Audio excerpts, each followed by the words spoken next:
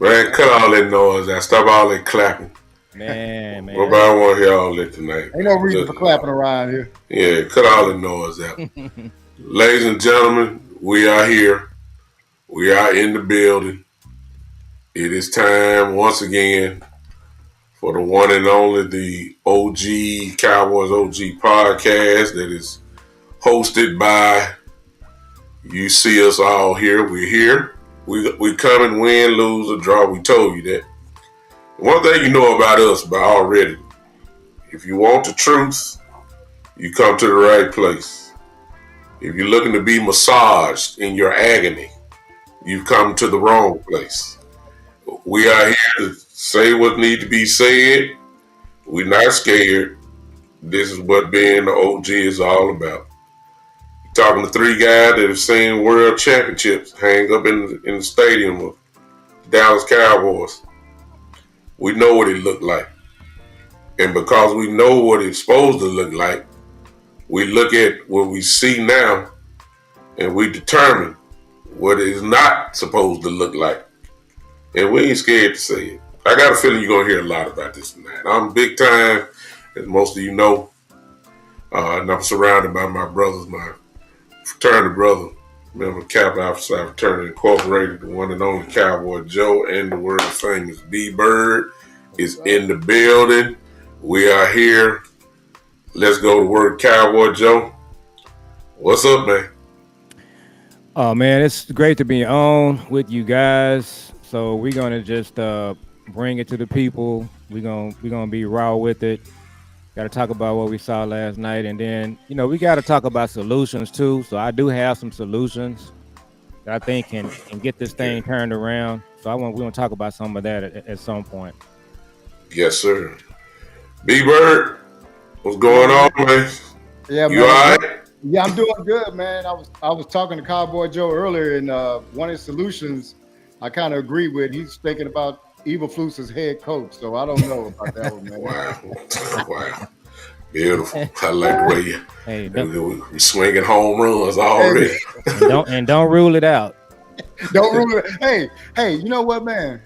I'm laughing about that, but you never know with the Cowboys You and the just never Joneses, know. man. I'm You gonna Absolutely. never stop know. playing, giving them ideas, man. But last night, man, I kind of watched the game without a lot of emotion because I think, hey, y'all, I remember because this is an OG podcast. I remember when we lost a playoff game to Detroit a long time ago, before we won the '90 Super Bowl, and these two gentlemen remember. But if it wasn't for the way we lost that game, we wouldn't have got the help that we needed. It showed that we needed cornerback help and cornerback help badly. And so we went to the draft and got that help, and that turned us around. So sometimes, man, a loss can be good if you learn from it and don't just continue to keep on going with the same way and being stubborn and bullheaded about it. So I watched it last night, and just hopefully we can find something that Jones at the front office can learn from it, the loss. Wow.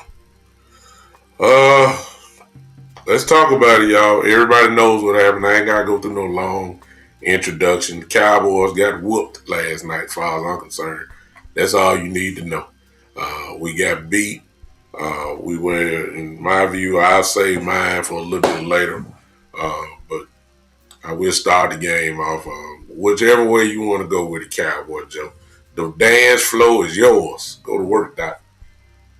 So I was watching the game last night. I was talking to my best friend, and I told him and my son, I said, the Cowboys' formula for winning games, and we saw this against Kansas City, Philadelphia, and the Raiders. Offensively, you have to score seven, or you have to kick a field goal. A lot of people don't like kicking field goals, but in our situation, you got to just score. And when you get the ball, you got to score every time. So when you get the ball, you got to get a touchdown or a field goal. You have a pretty good shot at winning. The thing that's going to put you in trouble, guys, is when your defense is not stopping the other team. So the way our team is structured, it's just like shooters in the NBA. Steph Curry, the more shots he get, he's going to have a better chance of winning the game. And Dak is the same way. So it's all about possessions. So the more possessions Dak get, the quicker he gets the ball, better off we're going to be. And you saw him last night. Dak was literally standing on the sideline with his helmet on, looking at watching the game, just basically saying, "I need the ball back." So when our defense plays like they did, we just can't win games because our offense they're not getting their shots. Does that make sense? Yeah. Yes. So So, that's the thing I noticed in the game last night, and I got an opportunity because my son's down from college. Me and him got a chance to watch a game for the first time this year, and I was amazed and impressed by Brian Flores' defense. It's not often that you come up with a plan that limits Dak Prescott because Dak is this cerebral quarterback now. He's at that level, man, to where the game slows down in his mind. But what they did is without a lot of high name, big name athletes on defense, they got a lot of pressure. At one point in time, Dak was pressured 50% of his dropbacks, and their quarterback was only pressured one of his dropbacks. And the way that I was really amazed, man, at the defense because they would bring up 7 guys on the line, and you really didn't know what they were going to do. So you really got no pre-snap read off of what Brian Flores did, and then so you had to do all post-snap reads. But then on post snap reads, you need time, and they wasn't giving them time. So it really was a formula to limit our offense, and everybody knows our defense speaks for itself. But to what Cowboy Joe has been preaching all season about Eberflus, it really was it juxtaposed dramatically against their defense and our defense, the philosophy, and they don't have a lot of talented. Just I'm not going to say talented guys. I'm going to say they don't have Pro Bowlers and all pros over there, but they're getting it done schematically. And if you got a scheme like that and you got good players, boy, you're going to be cooking with gas. But I just saw. I'm not even on our defense yet. I just was impressed by the defense and just imagine what that could be with the Cowboys, because that's the kind of defensive coordinator we need. And I did see that he's out of contract after this season's over with. So I hope we've seen some things. The Jones have seen some things that they can say, hey, we can bring this guy over if he still wants to be a defensive coordinator. The only thing I would say that there'll be kind of a lateral position move, but you are with the Dallas Cowboys, which gives you a lot more notoriety. If you do well, you're probably going to catapult yourself into a head coaching position. Wow. Well, I had just preached at my church home early that morning, feeling good. People came to Christ, feeling high, feeling good. I celebrated my stepmother's 77th birthday that afternoon, feeling good about that. Then I came home. Then I turned on the TV. And I'm sorry, y'all. And in chat, I'm sorry. But I didn't know that we were playing Joe Montana last night. I'm sorry. Somebody say JJ McCarthy supposed to be out there. I'm sorry. I thought Joe Montana was playing what I was looking at. Why is it that every quarterback, I mean, make no difference, lower end, top, lower tier quarterback or whatever, everybody had their best games against us. This is just not the first time. I mean, it is unbelievable that Minnesota, who has done absolutely nothing this year, all of a sudden looked like a playoff team last night. It's unbelievable how they made JJ McCarthy look like he was a member of the NFC All Pro Bowl team last night. That's what I got out of it. I'm waiting for, we'll get into schematics, I guess, a little bit later, but overall, that's what I was just worried about. JJ has done nothing. Statistically, he is the worst quarterback in the league, starting quarterback in the league. But not last night. He looked like he wanted to go to the Pro Bowl last night. It was totally embarrassing. Offensively, Joe was right. He had his hands on the ball, and I'm not blaming Aubrey at all, because Aubrey's been a solid rock for us. If anything, he showed he was a little human last night. Listen, he's not going to make every 59-yard field goal. We just so spoiled. We so used to it going in that if he missed one, we say, oh, he breaking down. No, he ain't breaking down. He just not Superman. But if he would have hit just those two, we would have had 30 points again on the board. Yeah. But the problem is that even though we scored 30, we give up 31. Yeah. And that is the problem. Even with Pickens not having a big game, this offense still moved the ball. Now I know somebody gonna say we kicked a whole lot of field goals last night. Okay, yeah, we can talk about that. No, we didn't put it in the end zone enough. But it's not like we're being stopped. Even with the way that B-Bird talked about Coach Flores, they still moved the ball, at least got in position.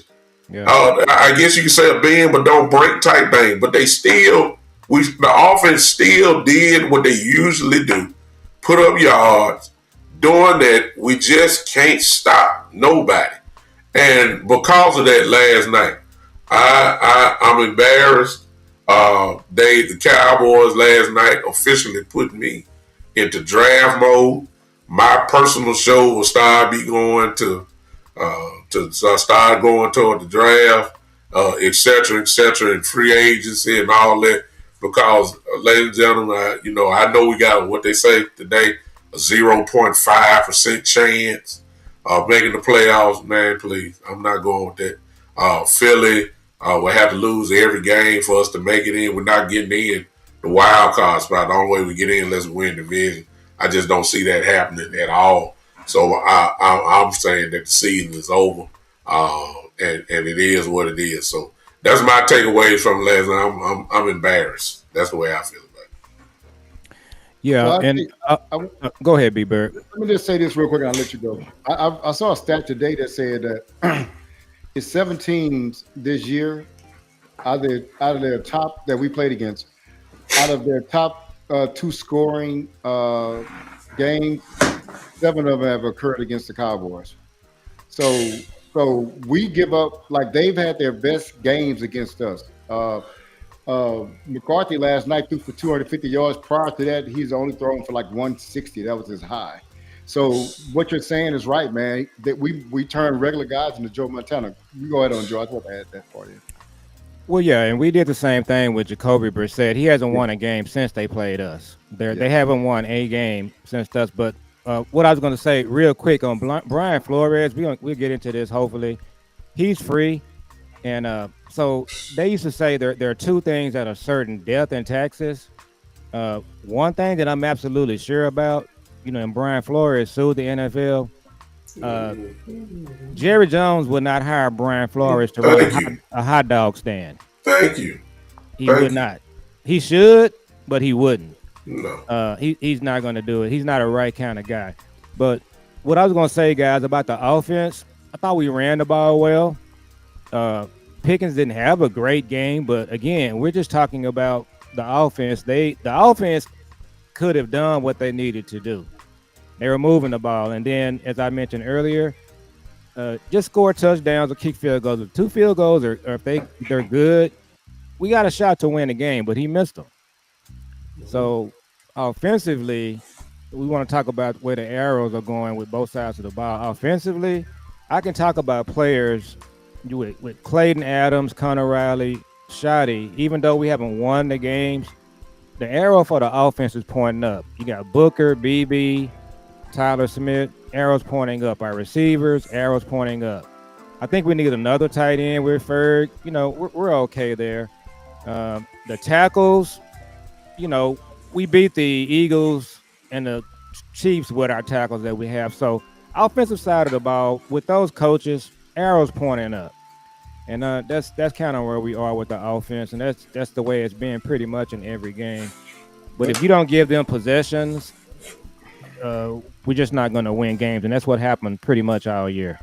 So with the offense, I definitely agree with you. They're pointing up. That's the strength of our team. But that's the strength of our team because that's where our talent is.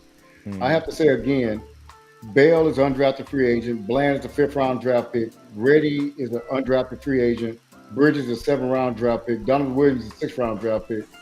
Kyra Elam, who started for us, got picked, drafted, and then got cut in the 1st round. We don't have talent in our secondary and showing, man. You can have a couple of these guys playing, maybe one starting and one getting some time. You can't have a secondary full of try-hard guys. That's why during the trade deadline, I wanted Minka Fitzpatrick back there. You got to get some dudes in there, man. You can't go to the UFL and wait till 2 months later on free agency to pick up guys.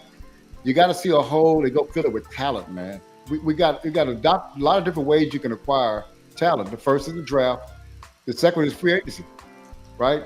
And then you can go UFL and all that other kind of stuff. But we fail to use free agency the proper manner and be serious about it. And so until we get serious about saying, hey, we missed in this category, how are we going to make it up? Not the draft. We're going to go to free agency and find somebody that's proven and bring him over and put him as our safety and put him as our cornerback. Until we start doing that, we're using, it's a whole facet a player acquisition that we're not using that the rest of the league is using, and it's hurting us right now. I want to take it to back to the game and bring out another layer that I think we all can use for or even our own individual shows. For all of you that watch tape, uh, you'll see something that'll be so obvious, um, and that was how Brian Flores simply outcoached Schottenheimer. Yeah. Mm-hmm. He had no answers, and all Flores was doing, and this goes back to our tackles. Um, and B Bird was right when he said, "Well, these guys that I forgot who said, may have been you, Joe, that we handled Philly and then we handled Kansas City." Mm-hmm. But Flores did something consistently that I think because of the young eyes of our offensive line, I think it kind of confused them. And that was what all the time he would line up maybe about 6 or 7 guys on the line. Yeah. You didn't know who was coming. Yeah. You didn't know who was dropping. And Dak did the best that he could. He could see it being a 11-year quarterback or whatever he is. And he was right on some of them, but there was some that obviously there was a free runner that was coming. And that's where he saw that our line couldn't handle that. And he kept using it. He stayed consistent. And that was the real difference of the game. The other reason why I said he was outcoached is because if y'all notice, when Dak drops back, I think I said this on the other show, but why does it always have to be a 5 to 7 step drop? You don't have time. No. You don't have time. What happened to the quick hot routes and bubble screens and all that? They're all blitzing inside and coming in. You're open on the outside. Why does everything have to be a long push down the field type throw? You already in shotgun. You just about ready just to go in and just let it go as soon as you get the ball. I mean, they're coming. I don't know why everything has to be a 5-step drop. Your line ain't blocking like that. You're not gonna get it downfield. We didn't incorporate the short passing game into it. He did it a couple of times, and it picked up maybe 5-6 yards, which is good. You want that, but everything ain't gonna be no play action pass, especially when your line can't block. So he got outcoached, man. He got outcoached by Flores, and that I think that's something that we need to kind of look at. And I believe that the next 4 games, even though I'm already saying the season over with, I wouldn't be surprised if they see that again coming up, because of course it's a copycat league, and I believe that's exactly what we're gonna see. Of course, you got to have the personnel to do that, correct. But I believe that scheme confuses our young linemen. They're so young, and when you start talking about backups at the left tackle position, I mean, good Lord, it's gonna be trouble for them. Steele has never been a great pass blocking right tackle. So when he has to line up like that the whole game almost, then it's gonna be to our disadvantage. So I think that's a one thing that we need to kind of like look at for all of you that watch tape that's in the chat. Just to watch us on offense and just see how confusing it is. Yeah. To try to figure out who you got to block. Just watch that, see how he operates that thing, and then take it from there. But I really think that's what you do when you don't have the talent. You gotta do it with scheme. And I think they did a good job of that. But I want to address somebody that's at Leo the Greek. Leo, I see your chats in here, and I can tell that you're anti-Dak. And one of your things says can't shop but Dollar General because you're paying the quarterback $60 million. Jalen Hurts makes $55 million a year. Do you think that our personnel is only $5 million different than the Eagles personnel? No, it's the way the GM actually structures the contract. Another thing, you got a guy that's playing at a Pro Bowl level. You have nobody on defense that's playing the same way. We've lost. We've been scored. Teams have gotten over 35 points against us about 10 times this year. And so I do understand what you're saying. Dak's not perfect, but Dak is not the issue here. I haven't seen you say anything about the defensive anybody on defense yet. Now you're talking about he's getting players hurt. You just hate Dak, dude. That's all it is. You're a Dak hater, and you can't see straight. That's all it is to it. So if you can't, you just can't blame this on one thing. I'm not saying that because Dak to me played one of his worst games yesterday because Brian Flores had pressure on him and it was coming from everywhere. He never got to be comfortable. So it's outstanding. That's why I said it's outstanding by Brian Flores. But again, I think you're picking on. I think that's the low hanging fruit. That's the ESPN type fruit. And we could do a lot worse than Dak. When you're problem solving, you don't go to your one of your best players that's providing that's doing it this year. You go to where it's suffering most, and that's the defense. I just add to that real quick. I know you're coming, Joe. The only thing about that, Leo, most teams would agree with you. Most owners would agree with you, but you only got one problem. The market demanded that Dak get paid 60. I mean, everybody, whoever is next, and if they're real good, they're going to be right up there too. So whoever is next and they're real good, that's going to change real quickly. So $60 million in about another 3-4 years is going to look like chump change. And can I say one thing before you go? He got one more comment. He said he keeps getting beat by low budget quarterbacks. So him on the defense. Let me tell you, man. I have to agree with you, man, because when he missed that tackle at linebacker, when he went through the wrong hole, there you go. When he didn't cover the wide receiver, come on, man. We got to stop that. But anyway, let's go back to our show, man. Yeah. Go ahead, Joe. So let's go ahead and talk about the elephant in the room. So one thing that's a trend, and successful companies, they look at trends, they look at analysis. So you guys, we've talked about Brian Flores since the start of the show. So there's a trend in the NFL. So I had to just look this up right here. The Detroit Lions coordinator is a young brother. His name is Kelvin Shepard. When we played the Lions, he pretty much did the same thing that Brian Flores is doing. Vance Joseph for the Denver Broncos, he's one of those coordinators, very energetic, very innovative. When you play Denver, he got guys coming from everywhere. They're playing physical.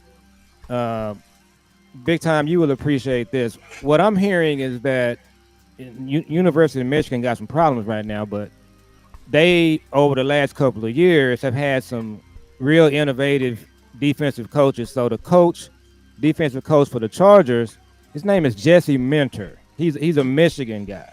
Mm-hmm. They play the same way. When you play the Chargers, now their offense is not as good as ours, but their defense, they're flying around the ball. They hitting you from every area of the field. They got one of the best safeties in the league, and they bring it. He's a young guy. He's innovative. So that's the trend.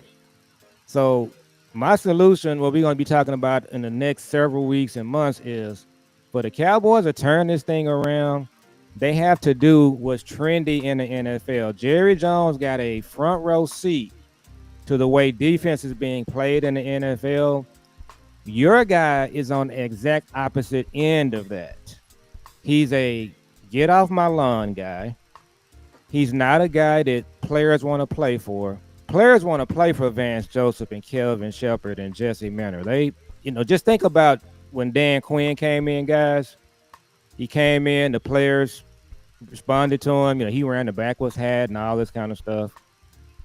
That's the trend in the NFL that Jerry is missing. I want to call you guys' attention to something last night that I saw, and I'm going to let you guys talk. You know how when the offense has the ball and the quarterback throws a pass and two receivers are in the same area, the commentators will always say, there are two receivers there. That's a busted play. You shouldn't have two receivers in the same spot. So last night, we'll get into some details about Eberflus, about his game plan. So it was a 4th and 3. He rushed 3 guys. He dropped 8. In the zone, we had 2 defenders standing next to each other in the same zone. There was no Viking in the picture. So those 2 guys that were standing in the zone covering nobody, they could have been used to rush. But this is what this guy does. He came from the NFC North. That's the division that he coached in. He's 1-3 against the division that he came from. He played his team Chicago. He threw up his skirt. Really didn't even care. You saw what he did against Green Bay. Gave up 40 points. We got toasted by the Lions, and then last night he turned J.J. McCarthy into Joe Montana. So I was encouraged by some of the comments from Steven and Jerry today. I still think there's a chance they will bring him back, but if we're gonna be taken seriously, Matt Eberflus cannot return as the defensive coordinator. Mm. So if Matt Eberflus was defensive coordinating for the Vikings last night, we win that game. So what Brian Flores basically said is that we don't have the horses to necessarily get to you with four guys, but it's necessary that we get to you. And so by any means necessary, we have to bring pressure. And so what that means is that we got to scheme this thing up to where you don't know where it's coming from, so we can make sure we get somebody free. So his whole philosophy of being aggressive and not sitting back waiting is different than Eberflus's. Well, I don't want to blitz because my corners aren't that good, so I'll just try to get there with four. It's going to get you ate up all the time. I just think the whole philosophy of aggressiveness from Flores set the tone of the game, and that was the difference in the game. Well, I'm going back to what I said before. It's a shame that we have the same outcome, but with different faces. This is the same movie all over again. It's every year, and it's the same story. When it's the moment that the Cowboys should take advantage of a situation, they always let us down. That's the narrative, and that is essentially the truth. And we got people like my man Leo in here, who is doing the same narrative. All the finger pointing goes to Dak, which is what people will do, but you ain't watching good football if you want to blame this season on Dak. It's crazy. Like I said, this is the number one offense in the league. If it's not after this week, it'll be still top three offense in the league. Dak is one of the top quarterbacks in the league. To be honest with the leads, just about in every statistical category. It's not on the offense at all. They could have made touchdowns here and there, but it's kind of hard to argue when your offense has been number one all year, the best offense in the league. So we can't go with that. But like I said before, if you're scoring 30 or you're scoring 29, but your defense is giving up 30, how is this? What we doing here? And so I agree with Cowboy Joe. I think enough is enough. We gave the chance. We had to trade. We drunk the Kool-Aid. It was fool's gold. When Quentin Williams came here, along with Logan Wilson, it was fool's gold. Yes, they are great individual players. I'm not saying Quentin can't play. Quentin is incredible. But at the same time, it is what it is. The defense is just not right. The back end is just ridiculous. Can't stop a nosebleed. Yeah. This is the area of concern. If we sign Pickens or re-sign Pickens, then it's not. You're safe in saying next year that the offense should be pretty good. I don't know what they're gonna do with Javonte Williams, whose contract ends, because he's earned himself some money, whether it's with the Cowboys or somewhere else. So I hate to start all over again with another running back, but if you're gonna have to pay Javonte because he's earned some money, but if we have that, then what we need to be doing is focusing tremendously on getting some real dogs, getting some real guys in here on defense. There's a mentality that's missing. Sometimes you can't describe it. We call it being a dog, a DAWG. When you get those type of guys in, you start seeing the difference. And we got too many by the book type guys. You know what I'm saying? Technically sound guys. Guys are fundamentally perfect and hand placement is good. And I need a dog, man.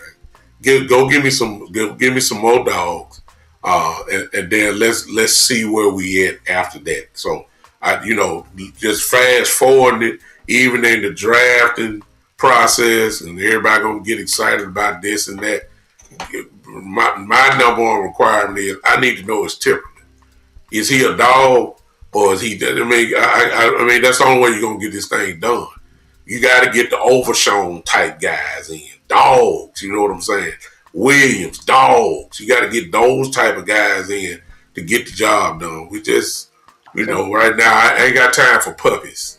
I don't have time to develop. Look, the time is running out for development because you put all your eggs. I will agree with Leo on this one. The eggs are in the basket with Dak Prescott. Yeah. They went all in for these next 2 to 3 years to try to get the job done. And you're going to have to do whatever it takes to get them there. You ain't got time for development. You know what I'm saying? You got to go after it. And that's what's got to be done. That's just my opinion. Go ahead, Joe. Well, I think you got to start with the defensive coordinator. Here's the thing that the issue I have with him is that all of the players that we have. So I follow Vach Lombardi a lot, and Vach, I'm really give him credit. He's on Cowboys.com. He's at the Star. And Vach has been talking about Eberflus all season. If you just listen to any of the shows, he's saying the exact same thing I'm saying. He said this. He said Connor Riley, Schottenheimer, and Clayton Adams, they're taking average players and making them better.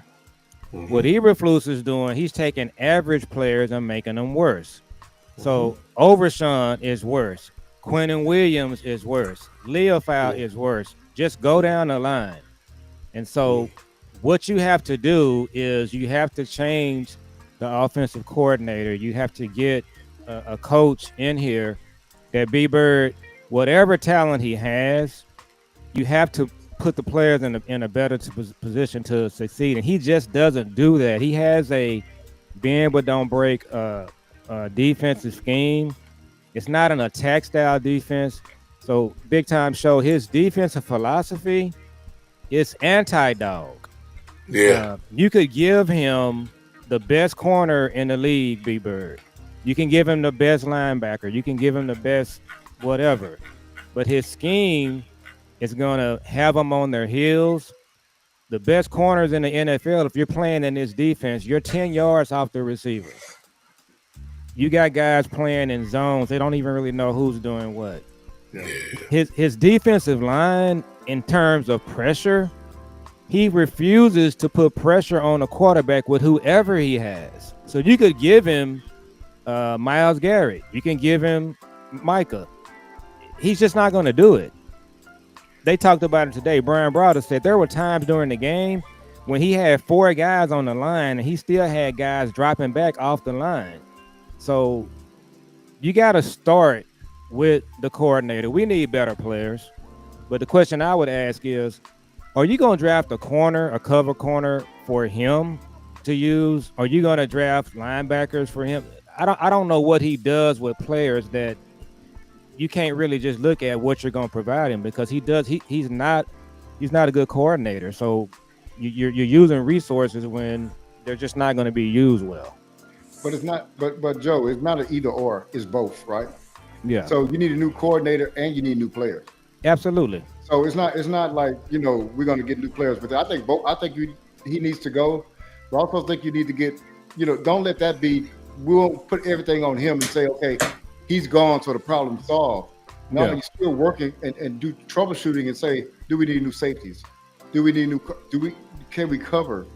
Yeah. And another thing I wanted to say that somebody brought up, and it's absolutely right, and I've been agreeing with this. Our window is Dak Prescott. There you go. When your window is Dak Prescott, who's a 32-year-old, going to be 33 next year. Yeah. Now you can't just rely on the draft. You got to go get players in free agency. And I'm talking about real players, not nobody that's been sitting there for 2 months in free agency and nobody's picked up. And so now you can negotiate a better deal with them. Forget the deal, go get the player, and then you work Yeah. out the deal. Identify the Cowboys identify what they want to pay a person, and then go find a person that want to fit into that financial category. Go find a player, and then y'all figure the numbers out and get that player. That's what I think on that, man. Yeah. So You let me talked about say, dogs earlier, big time, and the first time I ever called your show, I gave you the story. I remember this. So if you got a lion in the jungle, the toughest lion that's in the jungle, I mean, but you capture him and you bring him over here and you put him in one of these zoos or whatever, these places that got about an acre, and you got him about three or four lionesses in there. You feed him a goat every, two goats a day or whatever. He got a watering hole. He got everything that you want. And so you keep him in that for 2 years, and then you go and take him out of there and go put him back in the jungle. He ain't gonna be the toughest lion no more. Because why? He been spoiled, man. He been softening up. The culture that made him soft where he was, he can't hunt like he used to hunt no more. Now the ones he used to fight off, they whooping him out there. Why? Because they made him soft, man. And I think what ends up happening, we got dogs like Parsons was coming out. We got dogs that come in, and this culture makes them soft, man. They just adhere to whatever the culture is. This culture is not made to make guys tough and keep guys tough. It's made to soften them up, man. So that's why I think we've had dogs in here before, but they become puppies after a while. so let me say this real quick, and we could talk about the personnel part. So I agree, B Bird. So the safety room has to totally be redone. Hooker, Donovan Yeah. Wilson, Bell, you can't return with them. We gotta. I'm not really sure about Savon Revell. One of the things we got to talk about as part of our culture is they do goofy stuff with their picks. They draft injured players. Not sure they should have picked him. If they did, he got to have a year off. I'm not sure about him about that pick. We got to redo our linebacker room. There's some linebackers in this draft that are great.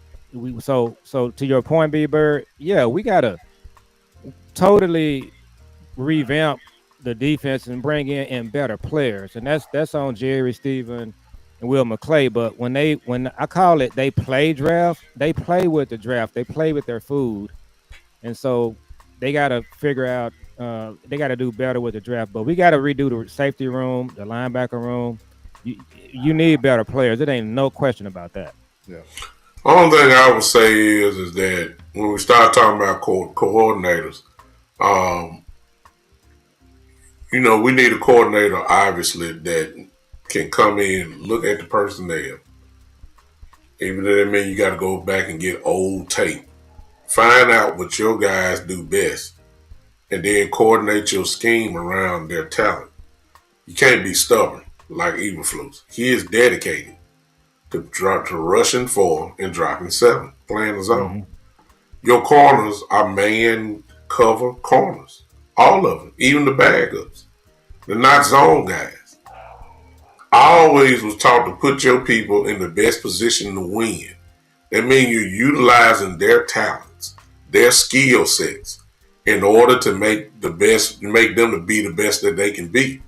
Eberflus not doing that, and I don't know why.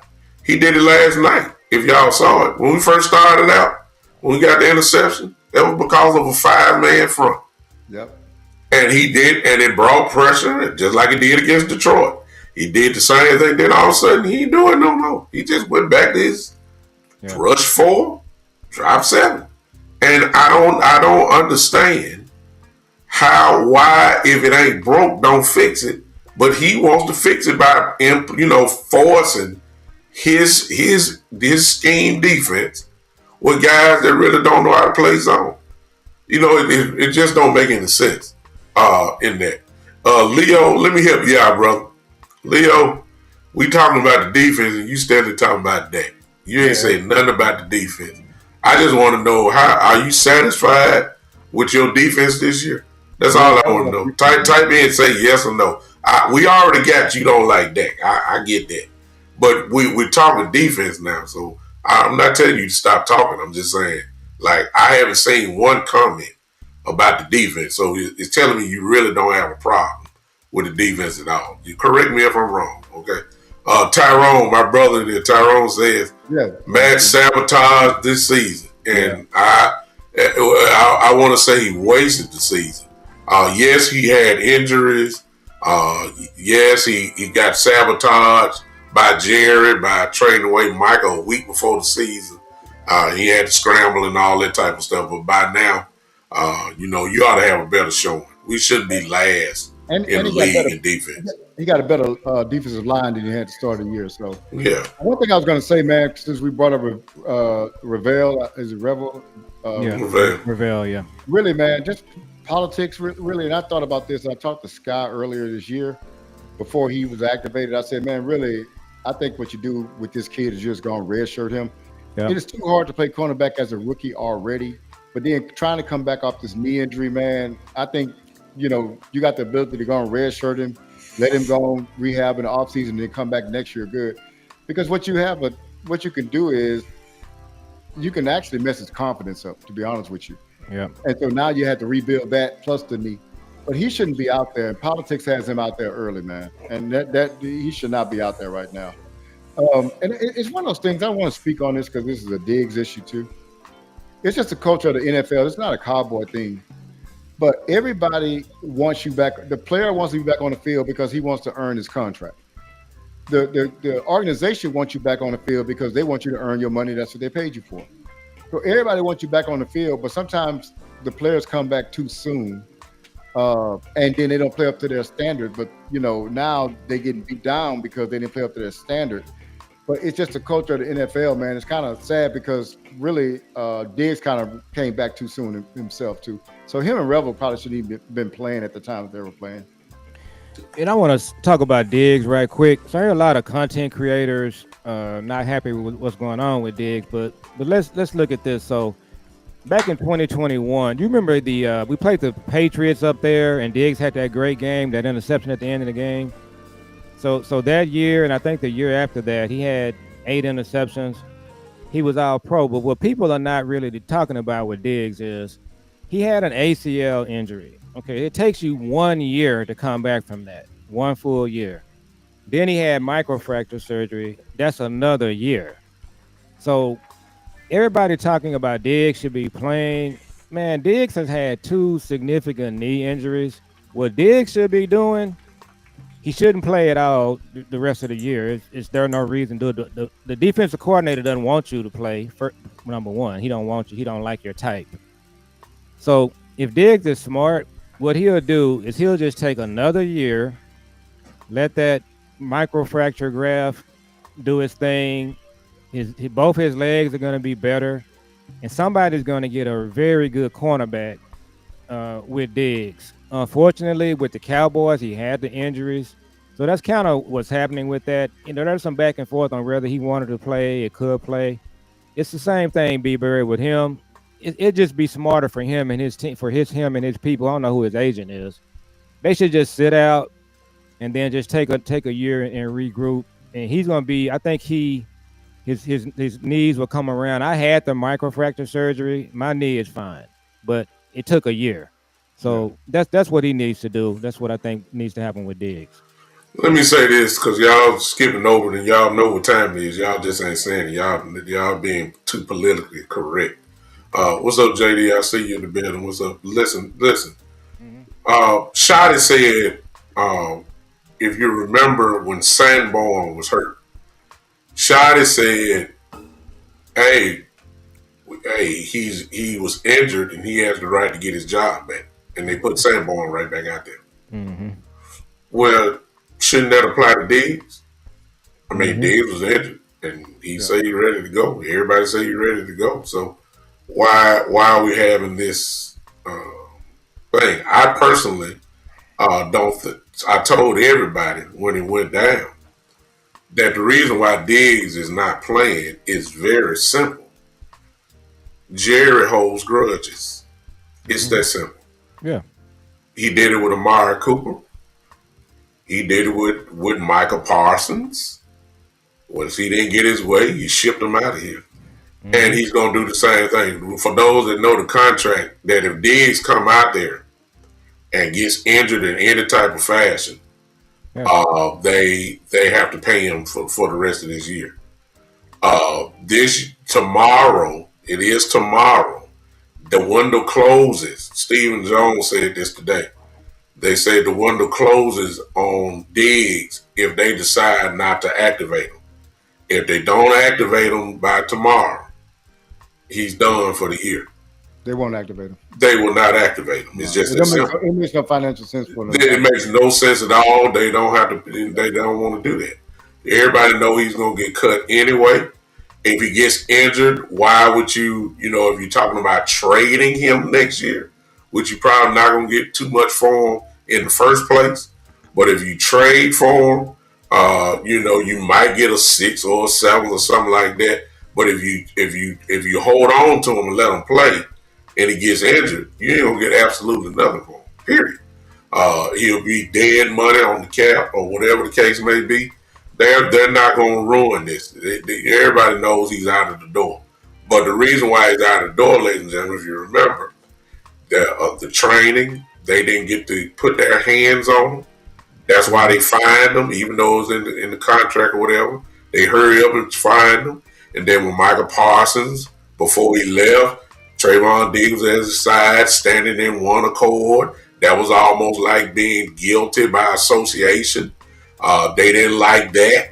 They know they were boys like that. And then they didn't like when Michael got traded. Somebody hurried up and put the microphone in Trayvon's face. And it didn't sound like it was, he was upset about it, all that type of stuff. And then, of course, you bring him back, and then they start bad-mouthing about his play, saying he wasn't that. Then, of course, he gets hurt at home. We still don't know the reason why he got hurt at home. They didn't like that. And now he comes back, and then he didn't look like that. They're tired of Diggs. And Diggs will not play another down for the Dallas Cowboys. And that's the reason why, because they ticked off. Shotty cannot tell me that Sanborn gets his job back as soon as he's healthy, and he did. And then tell me as Diggs come back that we got to see how he does in practice, and we got to see how well he does the whole week. Sanborn, you ain't saying about Sanborn. You say when he's ready, go ahead and put him back in. So I'm not falling for the status quo answers coming from everybody. The bottom line is y'all found a way to get rid of Diggs. He probably was ready to go last week. I believe Diggs when he said that, but the Cowboys not gonna let him back on the field. Just one thing I remember a few years ago when Russell Wilson was playing for Denver, and they benched him because they didn't want him to get hurt because they weren't going to sign him. So I was thinking all along, I said that may be what they're doing to Diggs. They don't go out there and get an injury. Next thing you know, now you're stuck with the contract. Bingo. But I want to ask y'all a question, man. And this is the OG podcast, the best place to ask this question. So Parsons, they had some trouble with Parsons. I'm talking about from the Jones perspective. I really think that they caused the whole situation with that. Amari Cooper and Diggs. The 90s culture could handle those guys, and they can get the most out of those guys, even with who they are. But it seemed like they're less tolerant to deal with talented people that give them pushback. And I think that you're not going to have all these guys as in lockstep, right? You'll get those guys in lockstep with everything that you want, but they're not going to be the talented guys. They may never get you over the hump. But don't y'all agree that we used to deal with guys that had personalities bigger than this back in the days? And now it seems like Jerry and the organization don't want to deal with guys like that anymore. So it is a culture thing, and so Jimmy was able to deal with those guys. Barry was too. Yeah. But one thing I want to, it's all coming back to the same thing, big time. So it is a culture issue now. 105.3 The Fan today, they talked about the contract situation with Diggs. There is some discussion that if they brought him back, they still owe him some guaranteed money in some kind of way. If they don't put him back on the field, they can avoid paying him this money. So it's a money situation too. But from the culture thing, and I was chatting with Boss Cowboy Sports today. So people need to understand that Jason Garrett was the coach here for 10 years. We're still under this Jason Garrett culture. So the Jason Garrett culture, B Bird, the type of players you're talking about, they didn't want those kind of players. Yeah. They don't want Diggs. That's what kind of came up with Parsons. Guys like that, they just they don't really want those guys here. And you're never gonna win a championship with right kind of guys, acquire boys. I believe this season right here, I'm gonna just keep it real, keep it a buck. This domino effect for this season, the die was cast on this season when Jerry got this thing going with Michael right before the season started. The way he handled that, traded Micah, Diggs was kind of caught up in that. All of the players in the defensive locker room, that had an impact on them. And, you saw what happened there now. And of course, Micah's out for the rest of the year now. But Jerry had his hand in all of this. So this season, the way this season went, it goes right back to the same person we've been dealing with for 30 years. The culture is Jerry and Steven. And until you change that culture, I was telling my son, he's in his mid 30s. At some point, you won't be dealing with Jerry. The culture may change, but at the moment, it is what it is. The way this dig thing was handled, he just didn't. Jerry made it personal big time, just like he did with Micah. Eberflus doesn't like Diggs either. That's correct. There you So go. yeah, so that's it. That's the culture, and we can draft great players. We can do all of that until you change the culture. We're just I don't think we're gonna do anything. He don't like dogs, y'all. He don't like nobody that spotlight is gonna be bigger than his. And I'm talking about Jerry. Yeah. That goes from the coaching all the way down to the players. One name that comes to mind that we didn't mention, he did that with Dez Bryant. Same thing. Dez was a bigger star, and when you're a bigger star, that is for years has been a problem. You don't hire coaches that are come in demanding, kind of like what Ben Johnson is doing with the Bears. Yeah. Jerry will never turn over the power to give it to one man. He did that with Parcells, and he almost lost his mind when he did that. We see for how long it took for Jimmy Johnson to get into the Ring of Honor because he gave the power to Jimmy, and he didn't like that. He's just not a guy that likes to share a spotlight. He needs a puppet like Jason Garrett. Yeah. Those type of guys. And Jason Garrett wants a guy just like him. Right kind of guy. Right kind of guys, by the book, fundamentally sound, wear a tie to every press conference, that type mess. He wants a Jason Witten type guy. A world class player, or no doubt Hall of Famer. But Jason just didn't give him no type of problem like that. And so the guys that we're talking about that will obviously make a difference, those guys have always been not, in a hurry to get here. They won't go after free agents like that. That's the reason why I laughed at everybody when Deion name first came up. I said, man, ain't nowhere in the world that man bringing Deion Sanders here. As big of a star as Deion is and would take over this whole organization, Jerry would have a conniption dealing with Deion Sanders because Deion will have to come in and he gonna want it done his way. Yeah. And Jerry wouldn't even give up that type of power. So this is part of the issue. Can you win with choir boys? No. Yeah, maybe back in the day. You're not doing it now. The Cowboys have never won a championship with choir boys. Even in the 70s, they had dogs on their team. Yeah, Hollywood Henderson, and all those guys. Yes, all of them guys. I want to say something real quick. Go ahead. That fits in what we're talking about.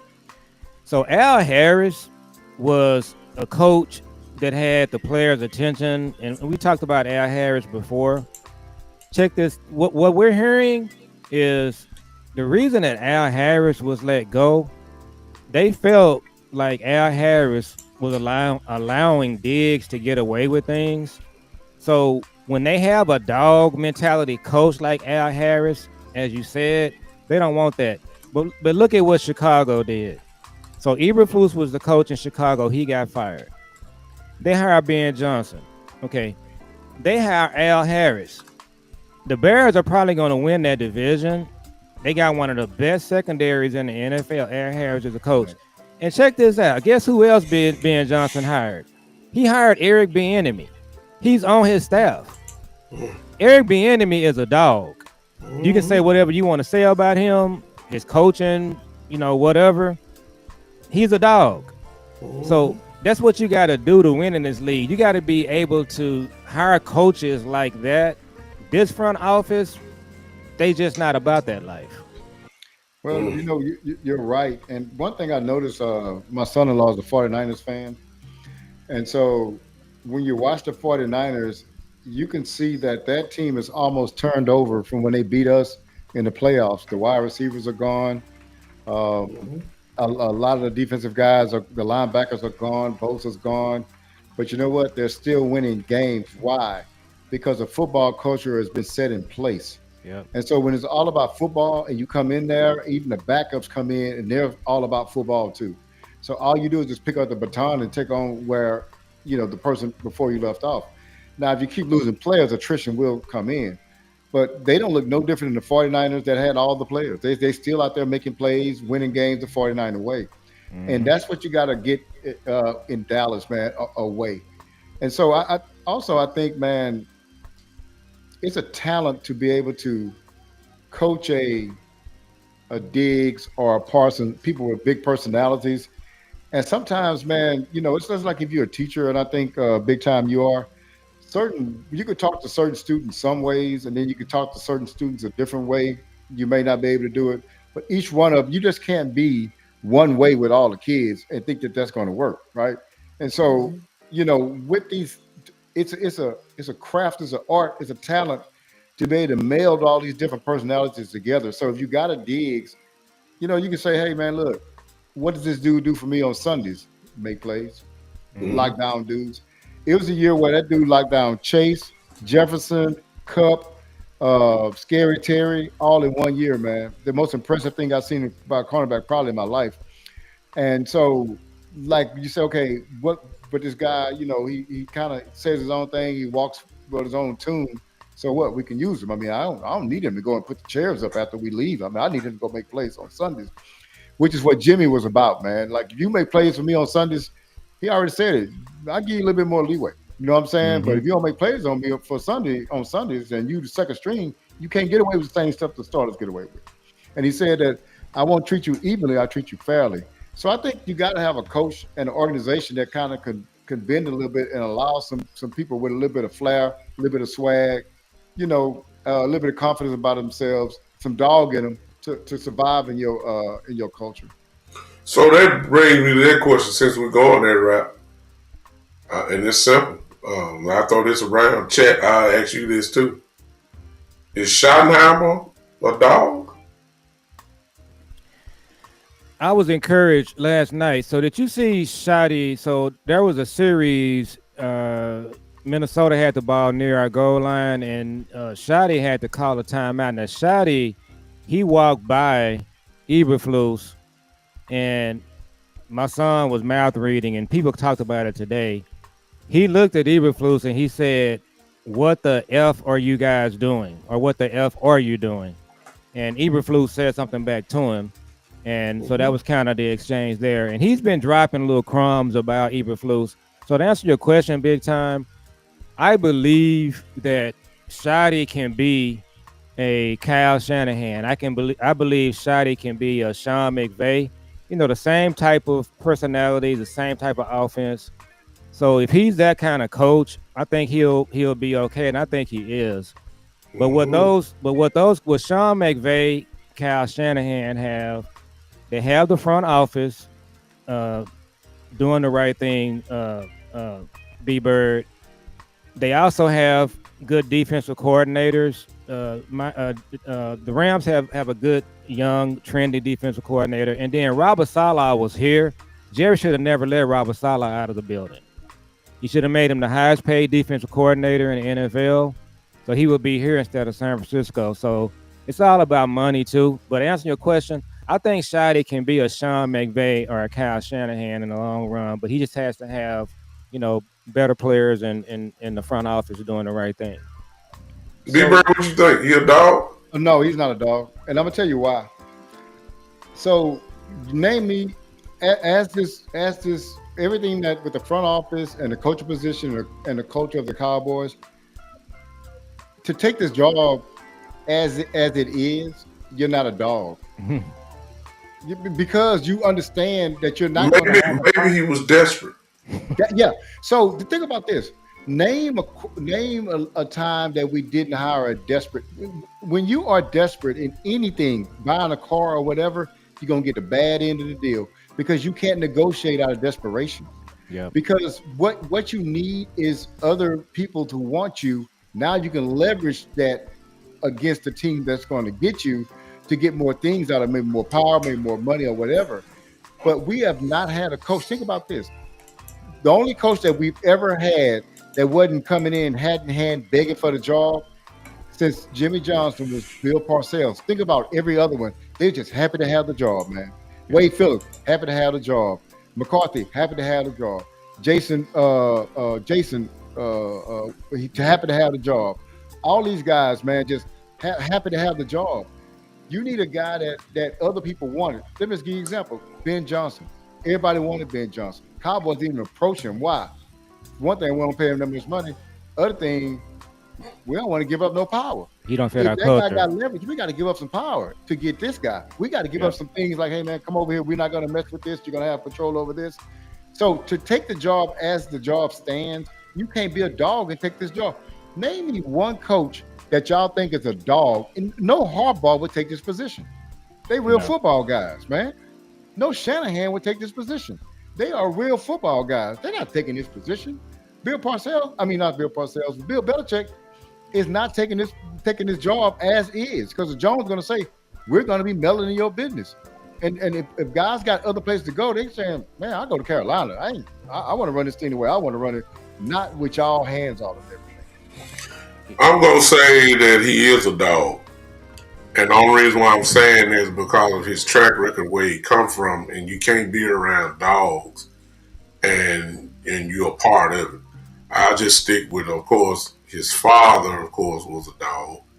He didn't win anything, but he was a dog. Coach Marty Schottenheimer was a dog. And, of course, most coaches from that era, all of them were pretty rough.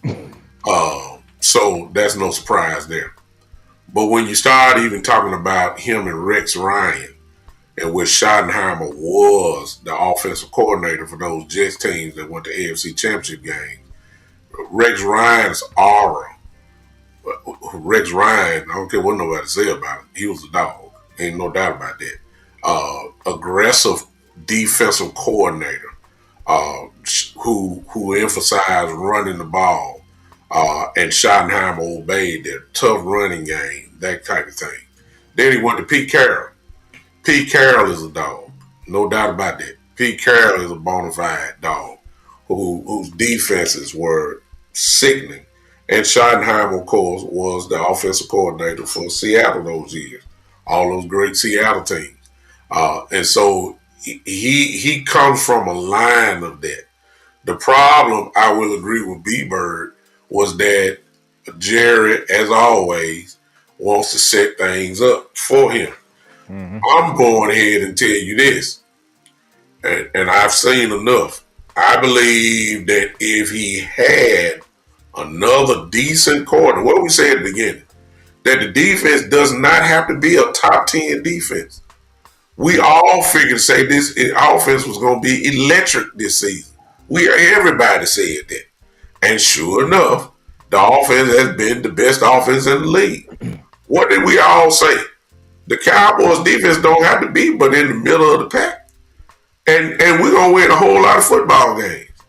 If they had a coordinator that was pretty decent, I believe we'll have a whole different conversation right now. Then when I look at Schottenheimer, who he hired, not because Eberflus is Jerry's guy. Jerry, he didn't. Schottenheimer didn't pick Eberflus. Jerry did. But when you look at Clayton Adams, when you look at Sorster, we talking two doggish type coaches who got dog in them. And that's why you're saying what you're saying now. Of course, we can question the special teams, but if you know about Sorensen was the defensive coordinator just a couple years ago for the 49ers. When have you ever known the 49ers to have a bad defense? Sorensen was the defensive coordinator before Saleh came back. Come on now. So we know the 49ers defense has always been good. Yeah. So when you let Shotty do what he need to do, you're going to surround yourself with some pretty good, coaches. I believe if Shotty would have had the opportunity to hire his own, suggest his own coordinator, defensive coordinator, we don't know who that might be, but I guarantee you it would have been Matt Eberflus. I guarantee that. Because see, to run the offense that Shotty want to run, he wants to get after the quarterback. Not lay back and play bend but don't break. Because this is what all he's saying. Seattle, the Jets. He saw guys come after the quarterback.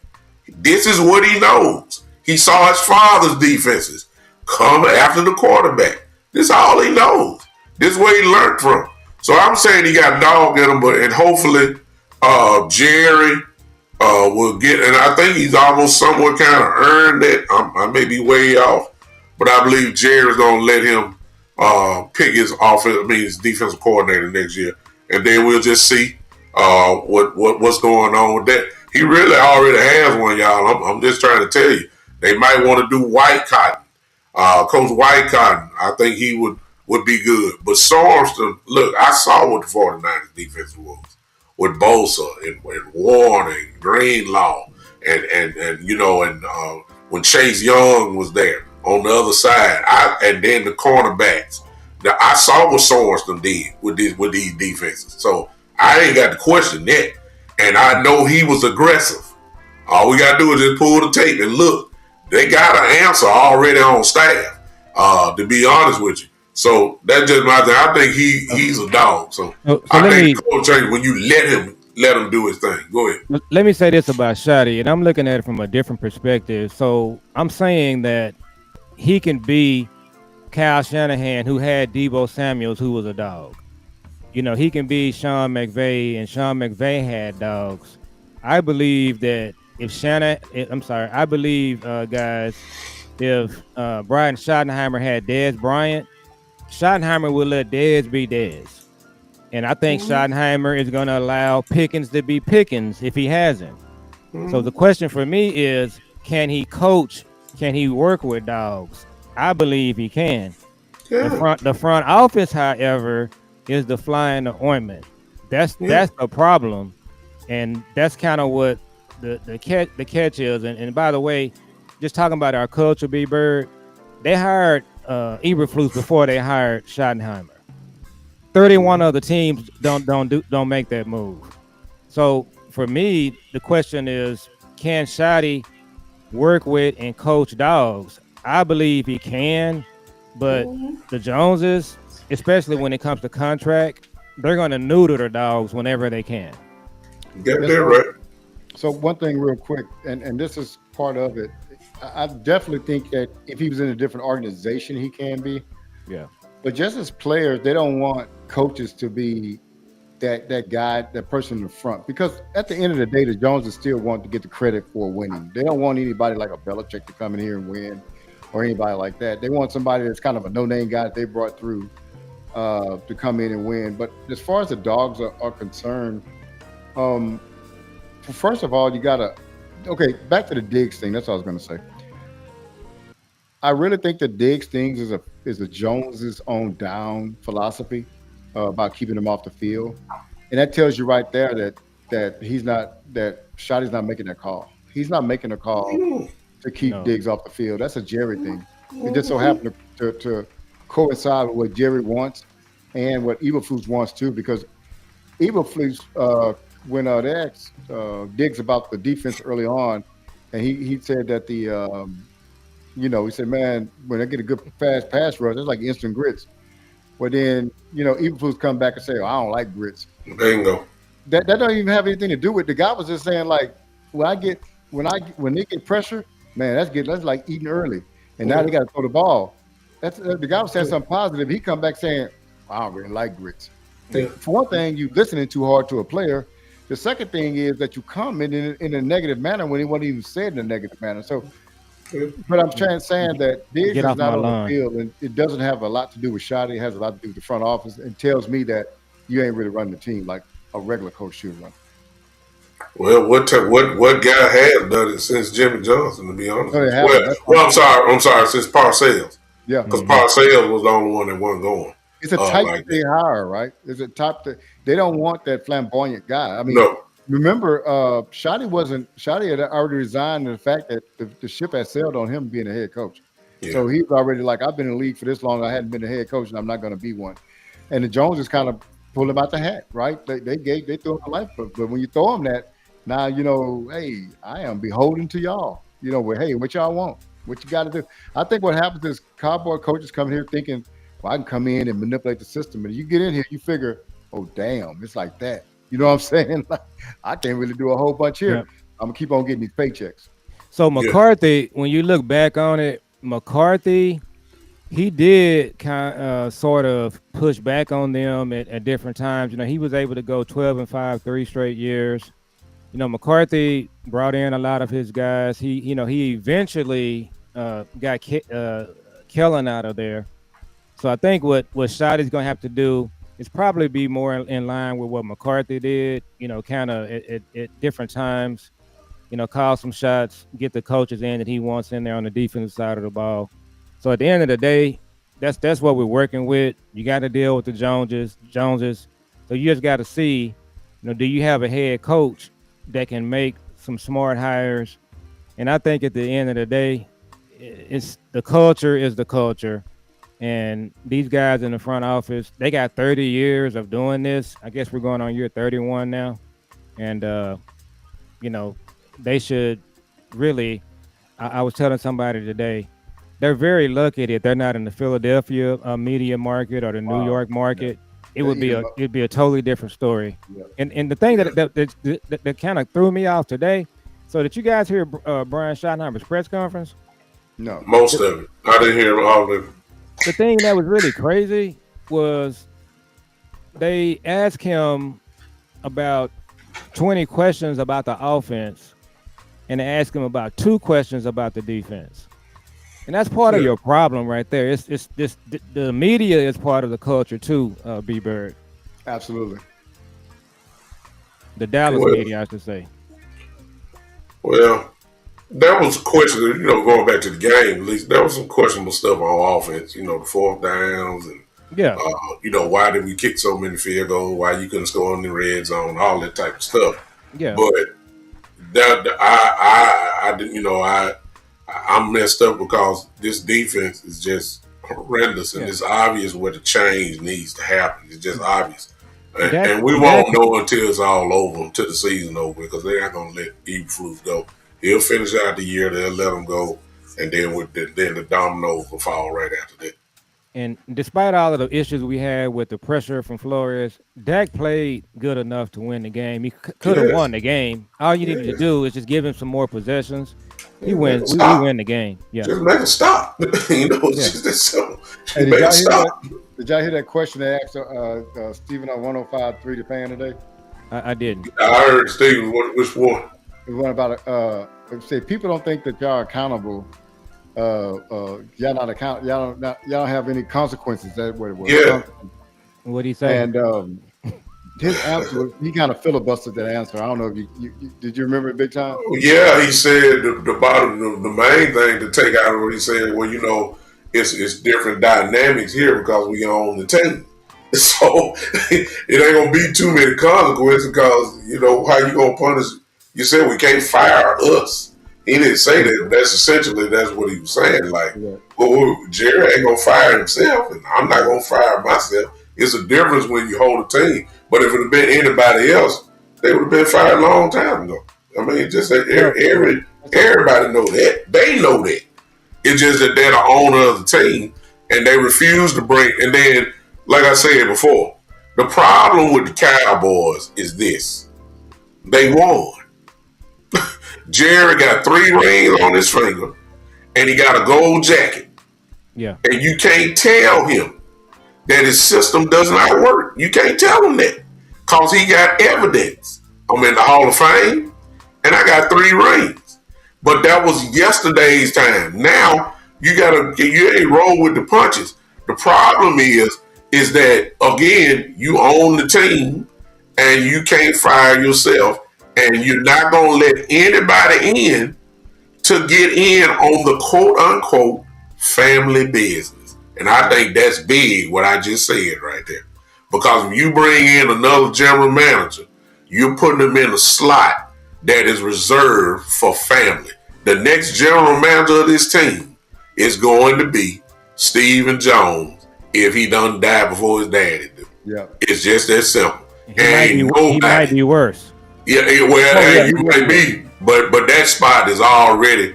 It's Stephen Jones. Now, Stephen Jones, the only thing that might happen, let's have a little hope here. Stephen Jones may say, well, I need to bring in a football guy. Now, we don't know that.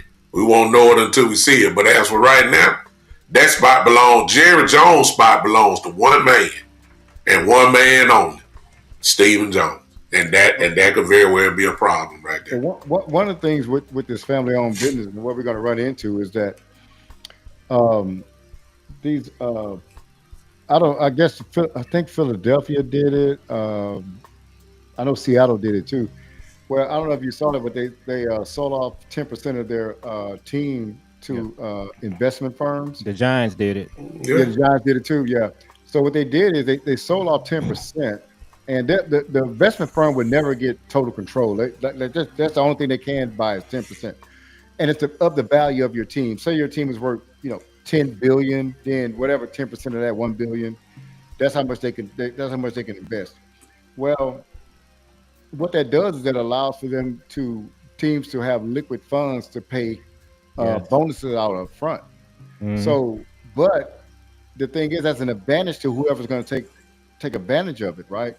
So like Philadelphia, they get money from this equity firm or whatever, and they're paying these guys not even out their own money. They're paying it out with the cash that they got. They still got 90% of the team. Yep. I never see the Joneses doing that. So actually, you kind of fall behind a little bit farther with the advent of this 10% thing with these investment firms. So we kind of falling even farther behind the 8 ball. Now everybody's not doing it, but I can see other teams starting to get into that too. And the Cowboys would get more liquid funds if they did it because they actually work more than the other teams. And that's what they should have did when Micah and Dak's contract came up. And I want to say this real quick. So for a couple of years, I thought Jerry was really motivated to win another Super Bowl. I thought he was just hell bent on winning one. I really felt like it bothered him that he hadn't won one. The way he handled his Micah thing, I told my son, I think Jerry right now, winning another one is not really important to him big time. I think he's just kind of satisfied with the way things are. He's got his gold jacket. He's got the most valuable franchise in sports. So I think that's where he is right now. I don't think winning another one is a priority for him. I just don't think it is. I don't know about Steven and the folks at the Star, but I just think Jerry is content. And the Micah situation, that showed me that he's not really trying to take this thing over the top. I got a little pushback on that one. I think he want to win. I think he just want to do it his way, and that ain't gonna get it done. My only pushback to you on saying that is he let Micah go, but he brought Quentin in, brought in Quentin Williams, and did what he usually don't do. He traded away draft picks. You know how much they love draft picks. He did that. Really, I believe he tried to put all his eggs in this one basket for this year. I really believe he was trying just to get in the tournament, no matter if it was the last seed or whatever. I figured he thought he had the type of offense that if you can get into the tournament, we'll be fine. We can beat anybody. It's just that what he didn't understand was that, you still want to hold on to that developmental type mess. When Diggs went down and Bland was hurt, you put trash. I'm gonna call these guys trash. Let me stop. You put backups and practice squad guys out there. You thought Elam, who's gone now, was the guy. You tried to make $1 out of 15 cents with Mozzie Smith. You kept trying to get it, just try to prove people right instead of going to get it. That's why you change everything. You go get a Kenny Clark. You go get a Quentin Williams. You find a way to get all this stuff done. You go get a Logan Wilson. I just thought that he was just trying his best to push to get in the playoffs, and then let's just go ahead and take a chance after that. I think that's why you make the move for Quentin Williams. I think that's why you get a Logan Wilson. I think that's why you Overshown is back. That's what they were counting on to make a difference, which goes all the way back to our original conversation about Eberflus. You can have all Pro Bowls, but if you got the wrong scheme and you not putting the players in the right position, this is what you're seeing right now. You got the worst defense in the league when you had the wrong scheme. There's no way in the world you can tell me that array of talent that's on this defense right now, even after the trade, and we got about 4 or 5 weeks since the Quentin Williams trade, whatever it is, by now I thought the Cowboys would at least move up to at least 22, 23. I thought that. They did improve in the run. They only gave up 77 yards yesterday. So the run is being taken care of. But I thought that when you had this, I thought that they would move up to at least 22, 23, and probably that's where we will end the year. No, we still dead last. Yeah. And that's because of the secondary. You didn't touch it. You didn't touch it. The safeties are horrible. The cornerbacks are horrible. It's been that way the whole year. Yeah. You didn't address it. You could have. You had Asante Samuel Jr. just sitting at the house. You had Gilmore. I don't care how old he is. You had Gilmore just sitting at the house. You had Justin Simmons, who was just sitting at the house. I mean, young guy. You had guys, man, but you're so dedicated and loyal to these contracts. We paid Donovan Wilson. We paid Malik Hooker. We got to make sure we get all we can get out of them. And all you're getting is trash. Bad play on the field. I don't even know who some of these cornerbacks are. I mean, you traded for Reddish Stewart, and you traded. I mean, what is that? Kenneth Murray. You know what I'm saying? Kenneth Murray, it's obvious he hadn't done anything. That's why you go ahead and get a Logan Wilson. But then let's go to show you, you go get a Logan Wilson, but you're keeping Kenneth Murray on the field. What kind of sense does that make? They're keeping Murray on the field because they paid him $7 million. See what I'm saying? So you're loyal to the contract. You're not loyal to the player, not putting the best player on the field. It's where the politics word come into play. And that's the kind of stuff that we got to get. That's the culture again, Joe. Yeah. You're absolutely right. That is the culture. And until that changes, give me my best 11, man. Yeah. I ain't got time to be worried. If I got a guy that's playing better, matter of fact, right now, forget Logan Wilson, man, put Shamar James back in the game. He'll do better than Kenny Murray, than Murray is right now. Seriously. I mean, Murray's just out there. He works at Sanborn. Y'all look like Sanborn out there. At least Sanborn, he just didn't have the athleticism. But Sanborn knew where to be. He just didn't have the athleticism to get there. Murray has the athleticism, but he don't know where to be. Eberflus has something against Leo Fowl. He hasn't played him. It's politics. It's politics, and until that changes, we possibly talking about the same thing next year. Yeah. It's the thing that's been going on for years and years and years. Where's the penalty if we're talking about that? I just throw one out. Where's the penalty for Jake Ferguson fumbling all the time? Got to be something. Brevin span forward. Every time I look at him, it's beautiful. Every time he on the field. I mean, not letting he get the ball thrown to him, but his blocking is incredible. Come on now. I just don't understand this. So these are some of the issues that I'm quite sure all of us will be talking about over the next few months until the preseason start up again next year.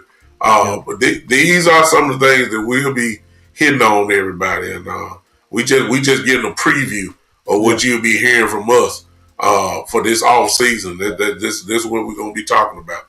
Hey, so big time. Joe posed a question, and I'm gonna go back to it. He says, "Does Jerry want to win?" I think it is a mixture between what y'all both said. Jerry does want to win, but he wants to win his way, His but way. he doesn't know how to win. Yeah. So I don't think he knows how to win. But Not also, in today's game. I'm Not sorry, in today's game. no, not in today's game. Not in today's game. Yeah, No. you really know how to win in old in '90s because Jimmy did that.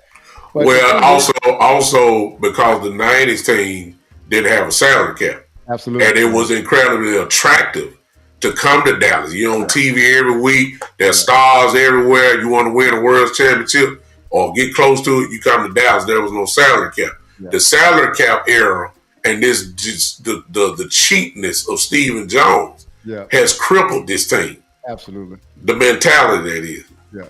So he does want to win, but he'll go to his grave satisfied. He wouldn't go to his grave if somebody else came in, another GM, changed up the culture, changed up the players, and all and won. He would not like that because that would have proven the NFL right that he didn't know what he was doing. Because it would say that you've had this team for 30 years up under your control and you've done nothing. And you brought in a GM, and in 3 years he got these guys in the Super Bowl. So that even proves even more so that you wasn't the guy that you was the guy we thought you was, and you're not a football guy. So yeah, I think that he wants to win his way. It's just that ego, man, the narcissism is all in his way. And that's just what it is. And then one final thing, guys. So this the legacy of this franchise. So in the 70s, Gil Brandt was ahead of the curve. They drafted really well when they won all those games in the 70s. They were a better drafting team. Then the league caught up with them, kind of changed some things. In the 90s, they were the best drafting team in the 90s. This version of the Cowboys, they have a reputation of being a good drafting team. They're not. They're average to below average. So when you throw the bad drafting in with the culture, B-Bird, it's a toxic mix. And that's what we're dealing with. Well, you throw the bad drafting in with the no free agency, right? Oh, so yeah. Now you got bad drafting. Now we do well on first round linemen, but when you don't go in and say, because what they're trying to do is they're putting their thumb on the scale to players like Amazi, trying to make them right, and they're not. And at some point in time, you got to look up and say, hey man, we just blew this pick. Yeah. So what are we gonna do? We got to go find a safety, right? Well, because we blew this pick. Let's go find a safety. Hey man, Philadelphia Eagles have given up on guys fast, and they've given up on guys they signed the contracts for money, and they don't play them. Why? Because we got better guys playing behind them. We're going to play the best person. And what they're saying is, yeah, we made a mistake in this, but we're going to go out and fix it, getting somebody else or whatever.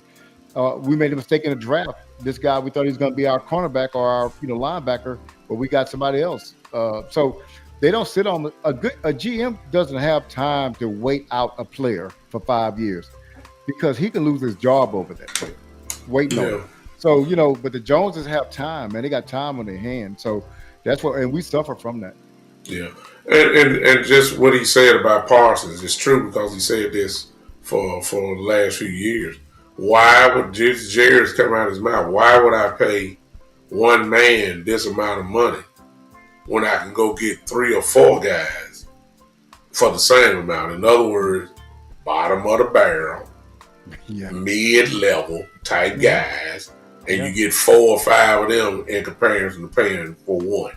That's what he said about Michael Parsons when he left. So as long as that mentality is around, that's why we were so shocked to hear us talking about getting a Quentin Williams this year or going and get a name, because that's just not what we do. And of course, the offseason, we're going to have a lot of decisions that have to be made. When we start talking about guys who are on this team, of course, Pickens is number one. You got to make a big decision about Javonte Williams. You got to make a decision about Diggs. Of course, I think we all know that what's going to happen there. Already made. Yeah, that's been made. We start talking about the safeties again. Joe said we need to get rid of the safeties. I agree. And I think you can get out of that. I think you can get out of Donovan Wilson. I believe you can. It's either one of the two. It's either Hooker or I got to go back and check that out. But you can get out of that. So we got some financial decisions. I think with $33 million on the cap, we got to restructure Dak's contract. We got to restructure CD's contract as well. That's gonna free up a lot of money. You got to sign Aubrey, who's gonna set the bar for the kicker. Ain't no telling how much the kicker gonna get paid. I know they weren't counting on that. Then you got to make that decision on Pickens, whether you want to pay him long term or you gonna take a chance and put the franchise tag on him, and then see how he responds to being paid on the franchise tag. That's another whole story about you for another day. So we got a lot of stuff that we got to deal with, but we're gonna be. Pickens will be with us. It's just how would he be with us? That's my. I got a question for you because I honestly thought, I don't want to. Okay, let me go ask the question. I felt like in Amari's last year, I felt like they under targeted him on purpose, right? I felt like I felt like they wanted to go a different direction. They wasn't going to resign him, but I don't think it's harder for an Amari that has 111 catches for 1,500 yards and 13 touchdowns for them to trade. It's not going to be the Cowboys fans not going to digest that well. So I felt like they started kind of going away from him to keep his numbers lower so they can justify trading him for the amount of money they paid him. Now, I could be wrong on that, but that is something the front office will do. I mean, they're petty like that. And they also have the political positioning mindset. Do you think that they're going away from Pickens? No. Because he's on fire the first couple of games. I mean, the last two games, man, they've been not targeting. I can kill that real quick.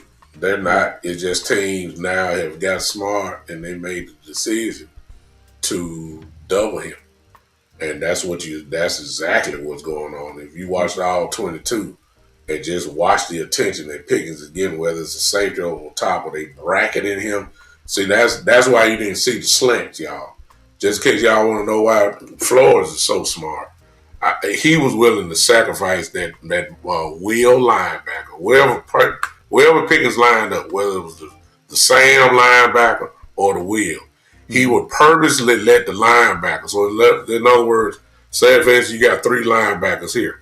Whoever was on Pickens' side would go to that spot to cover the slant along with the cornerback. Yeah. So that's why you didn't see the slants there. Yeah. If you're talking about going deep, that was always a safety over the top. Yeah. And Flores would not let Pickens get in no type of rhythm, at least for that game. Now the other game, B-Bird, they weren't doing that. That's why the slants were so available. But they figured out a way to get it done. So they made a decision to let Lamb be the man. And that's why Lamb is cooking right now.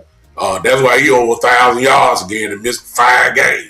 Because Pickens have taken the load. So part of that is scheme. But I understand what you're saying because it's being petty. Being petty is the reason why Diggs is on the sideline. Yeah. See what I'm saying? So it's not above. You're not wrong in what you're saying. But I will say some of that is scheme. I appreciate you clarifying that. Some of that is scheme. Go ahead, Joe. I'm sorry. No, and I wouldn't put it past them, B-Bird, for sure. But I just think it goes back to what we started out. We'll be talking about. We played Detroit. They just had a good defensive coach in the scheme. Yeah. These guys, when you go into a game and you know Pickens is hot, and of course Kansas City and Philly, they wanted to stop Pickens too. But what it just comes down to is possessions. I just think the more possessions you have, you're going to see Pickens do his thing. You're going to see CD do his thing. Last night, bottom line is, we didn't have the ball enough. So you're stopping. Your defense is stopping Pickens. When I say your defense, Eberflus is shutting Pickens down. That's what's happening in these games. And the more possessions you get, people in this chat all on Dak. I have no doubt in my mind. Last night, you give Dak a few more possessions, we will win this game. B-Bird, the Carolina game, just give Dak a couple of more positions, you win that game. Or the defense just stop and make the punter punt one time. Good God. That's really what it is. Our offense is our best defense, and our defense is killing us. Dak, I just won't forget the image last night. Dak standing on the sideline with his helmet on, just standing on the sideline saying, let's just give me the ball," and he didn't get the ball back. So that's what's slowing Pickens down, I believe. Wow. Hey, so I want to give a shout out to at Leo the Greek because we've been here for an hour and 40 minutes, Yeah. and your consistency of Dak Prescott is impressive. Oh, I yeah. We mean, you still are talking about that. dogmatic after that one thing, and you could talk about your car got on flat because of Dak Prescott. You know what I'm saying? Oh, yeah. You pretty doggone good, man. You are one of the most consistent dudes I've seen on here. So shout Did out to you at Leo. Dak didn't have a pick last night, did he? Nah, No. Yeah. So Dak, But he didn't have a touchdown either. But yeah. So Dak but wasn't the but problem. but they they were at the 1 yard line running in. Yeah. Leo, you're wrong that your owner bought into him. Aaron, you're not there's as many of Dak haters there around. There are equal amount of Dak lovers as well. So keep that in mind. Dak Prescott has always been a lightning rod Yeah. to this organization as far as support goes. Ever since he took the job, there have been people that hate him, and he's done nothing but progress Yeah. year Look by like that to year. Romo too. Yeah, and then when you look at his stats, Leo, I mean, it's kind of hard to argue with, kind of hard to argue that he's not having a Yeah. great season. And we moved the Having a ball. great We season. moved the ball last night. Oh, we moved the ball well. We just didn't score in his zone. Well, Yeah. where we did, we scored 2 touchdowns, but we Yeah. ran it in. It's to the point now. Dak don't throw for 4 touchdowns in a game. Leo is the type I already know. Leo is the type that when Dak have a big game, he get quiet. Roy, you ain't gonna Yeah. hear from him. You ain't gonna hear from him. But if soon we lose, he got plenty to say. And And he like- kind of remind me of Kid Cowboy. That's who he remind me of. Or Eastside Harold. Yeah. Man, have we got in touch with Eastside Harold yet, man? Yeah. I haven't found him, man. I don't know where he at. I'm at the Hey, show Look, with just- my another thing family I want Houston to- on the I want case. to tell y'all, did y'all see the difference between Williams running the ball and everybody else running the ball for us last night? Yeah, that's why I say they're gonna have to make a decision. Man, that was just a stark difference, man. I was like, wow. He's ran himself to some money. He's gonna be a Pro Bowler this year. He's going to get it done. I mean, obviously. So the Cowboys gotta make a decision, and that's one thing that the mentality is in this organization is we don't like paying running backs. So it's gonna be interesting to see how much Williams gonna ask for. And then let's see what he gonna roll with. He ain't gonna ask for no $8-9 million, but he probably gonna ask for 4 or 5. I guarantee that. And then we'll see what he does with that. Ladies and gentlemen, I think we good. Everybody, we good. Or we got some more. We got. We I'll we be good. bro. Hey, let's do this big time. So let's do this, and we need to do this more often on this show right here. So B Bird and our channel, we're trying to get more subscribers. So we want Go to ahead. make sure that everybody that's listening to your show, they Mhm. go to our channels and subscribe. And so Okay. my channel is Father and Son Cowboys and Sports Talk. I was telling my son to put the link in the chat. I can't figure all that out still myself. And I'm kind of like dealing with something else right now. But so we're Father and Son Cowboys and Sports Talk. So go subscribe to our show. And we're trying to get our subscribers up. And then B-Bird, we're trying to do the same with you. Tell them about your show. Yeah, so I'm B Bird Cowboy. Y'all can catch me on Twitter, also on YouTube under B Bird Cowboy. And Leo the Greek, you better join mine. So I've been on you, man. You've been communicating so much. You better go over there and join my dog on YouTube and subscribe, man, and put all the stuff in. But yeah, B Bird Cowboys. We're gonna be doing a lot off season. I'm actually gonna be doing a show, man. My son's down. I'm gonna do a show with him at some point okay. in time while he's down for Christmas.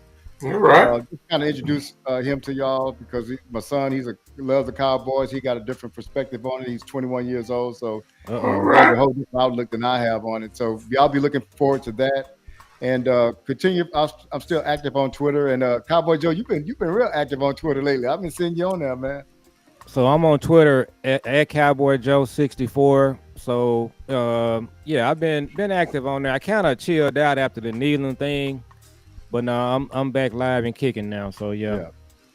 All right. And then, of course, I'm big time The simple Big Time Show, the Big Time Show. If you're on YouTube, for those that do not know me, you can subscribe to that channel. I'm on Twitter as well. The Big Time Show, Facebook, the Big Time Show. Just type it in, see this gray bearded dude here, and you know you're on the right channel. For everybody though, on all channels, let's make sure that we hit those like and subscribe, and also turn on those notifications so that as soon as they go live, or any of us go live, it probably will, go straight to your phone, and that way you can join in live with us. That way you ain't never gotta wonder what day we're coming on or whatever. It just hit your notification on your phone, and you know we live at that particular moment. This is what we do, y'all. We come at least once a week. We usually come on Friday nights, but we all couldn't get together on that night, so we decided to come now. I'm glad that we came now after the beat down from yesterday, in which Joe Montana came out of retirement. There go B-Bird. B-Bird, ladies and gentlemen, in the chat, if you want to subscribe to B-Bird's channel, he just put it in. There he is, his channel right there. Just click on that, hit that subscribe button. That's you, Leo.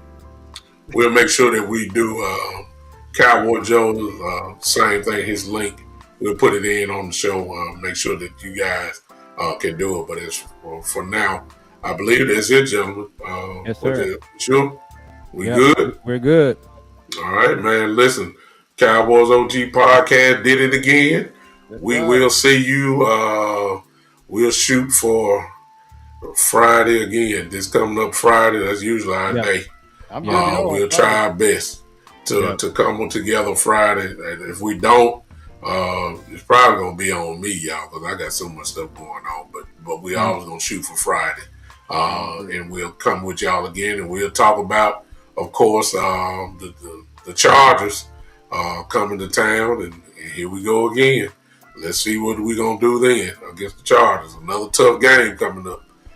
Guarantee you. Look, I just leave you with this tease. Hey, go ahead. I got a quick question, man, and I don't want to get into this. Real quick answer, because I had this question. Do you think we start playing backups to see what the younger players, to see what they do, or what do y'all think? Just real quick. I don't want to prolong. No, not yet. Okay. Not until we mathematically eliminate.